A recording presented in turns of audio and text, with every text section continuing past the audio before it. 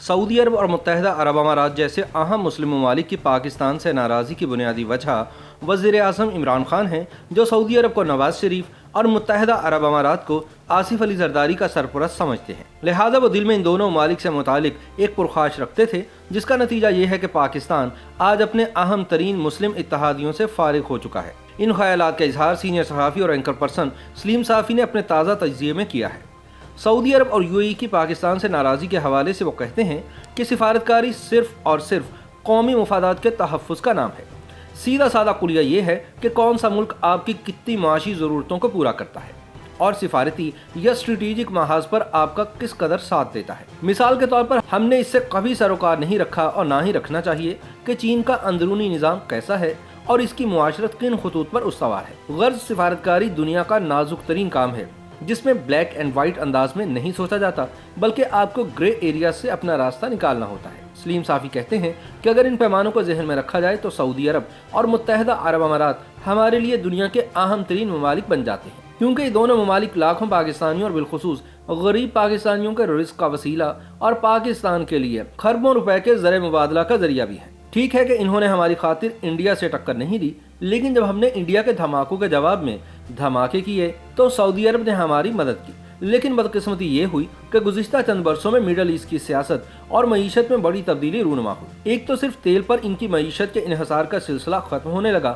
بلکہ عرب ممالک مالی مشکلات کا بھی شکار ہونے لگے۔ دوسری طرف عرب بہار کے بعد ان کو اخوان المسلمین اور داعش وغیرہ کے خطرات درپیش ہوئے۔ اسی طرح ان کے اپنے ایک عرب ملک قطر کے ساتھ تعلقات نہ صرف خراب ہو گئے، بلکہ اس کے بارے میں ان کی حساسیت بہت بڑھ گئی۔ ایران سے ان کی مخاصمت پرانی ہے، لیکن اس دوران ترکی سعودی عرب کے مقابلے میں آ گیا۔ ان اندرونی اور بیرونی خطرات کے پیش نظر سعودی عرب اور متحدہ عرب امارات وغیرہ اسرائیل سے اپنے تعلقات بہتر بنانے لگے۔ سلیم صافی کہتے ہیں کہ ایران سے ان ممالک کی مخاصمت چونکہ پرانی تھی، اس لیے پاکستان کے تجربہ کار سابق حکمران ان دونوں کے مابین توازن قائم رکھے ہوئے تھے، لیکن ترکی، قطر اور ملائیشیا وغیرہ کے ساتھ ان کی مخاصمت نہیں تھی، اور بدقسمتی سے اس دوران پاکستان میں عمران خان جیسے ناتجربہ کار حکمران سامنے آ گئے۔ اس لیے افراط و تفریط سے کام لے کر انہوں نے سعودی عرب اور متحدہ عرب امارات دونوں کو ناراض کر دیا۔ سلیم صافی کہتے ہیں کہ افراط و تفریط کا لفظ میں سوچ سمجھ کر استعمال کر رہا ہوں۔ بدقسمتی سے اقتدار میں آنے سے قبل عمران خان سعودی عرب کو میاں نواز شریف اور متحدہ عرب امارات کو آصف علی زرداری کا سرپرست سمجھتے تھے۔ چنانچہ وہ دل میں ان دونوں ممالک سے متعلق ایک پرخاش رکھتے تھے، اور یمن جنگ کے موقع پر انہوں نے جنرل رحیل شریف کے ساتھ مل کر نواز شریف کے لیے ایسے حالات پیدا کیے کہ وہ سعودیوں کی توقعات پر پورا نہ اتر سکے، جس کی وجہ سے سعودی عرب اور متحدہ عرب امارات نواز شریف سے شدید ناراض ہو گئے۔ راحیل شریف نے اس وقت عربوں کو یہ تاثر دیا کہ وہ تو ان کی مدد کرنا چاہ رہے تھے، لیکن وزیر اعظم نواز شریف نے ایسا کرنے نہیں دیا۔ تاہم دوسری جانب عمران خان کا معاملہ جوں کا توں رہا۔ سلیم صافی کے مطابق اقتدار میں آنے کے بعد جنرل قمر جاوید باجوہ نے سعودی عرب اور UAE کے حکمرانوں سے عمران خان کی دوستی تو کرا دی، لیکن ظاہر ہے کہ سفارتی نزاکتوں اور عربوں کی حساسیت کو چند روز میں انہیں سمجھانا ممکن نہیں تھا۔ عمران خان یہ نہیں سمجھ سکے کہ ان دنوں سعودی عرب اور UAE قطر اور ترکی کے بارے میں ایران سے زیادہ حساس ہو چکے ہیں۔ چنانچہ خان صاحب نے اقوام متحدہ جاتے ہوئے پہلے طیب اردوان کے ساتھ جانے کا پروگرام بنایا تھا۔ اس پر سعودیوں نے ناراضی ظاہر کر دی تو طیب اردوان کو چھوڑ کر انہوں نے سعودی عرب کا راستہ اختیار کیا۔ وہاں سے وہ محمد بن سلمان کے جہاز میں امریکہ گئے، لیکن ادھر پہنچ کر ترکی، ملائیشیا اور ایران کے ساتھ نیا اتحاد بنانے کا فیصلہ کیا، اور ایران اور امریکہ کے درمیان ثالثی کرانے کی بڑک بھی مار دی۔ چنانچہ سعودی عرب شدید ناراض ہوا اور ان سے ولی عہد کا جہاز بھی واپس منگوا لیا گیا۔ اب ہونا تو یہ چاہیے تھا کہ کوالالمپور کانفرنس سے پہلے معاملات درست کر لیے جاتے، لیکن جب انہیں پتہ چلا کہ سعودی عرب شدید رد عمل دکھائے گا تو وہ محمد بن سلمان کو منانے ان کے پاس چلے گئے، لیکن انہوں نے اپنے موقف میں لچک پیدا نہیں کی اور وہ ترکی سے معذرت کر کے پاکستان واپس لوٹ آئے۔ سلیم صافی کے مطابق عمران خان یہ اندازہ نہیں کر سکے کہ شاہ سلمان کی نسل تک کے سعودی حکمران وہ تھے جنہوں نے تیل سے قبل کے وقت کو دیکھا تھا، اور وہ زیادہ روایت پسند تھے، اس لیے تعلقات بنانے اور بگاڑنے میں قبائلی مروتوں کا زیادہ خیال رکھتے تھے۔ لیکن شہزادہ محمد بن سلمان کی نسل نئے حالات میں جوان ہوئی ہے۔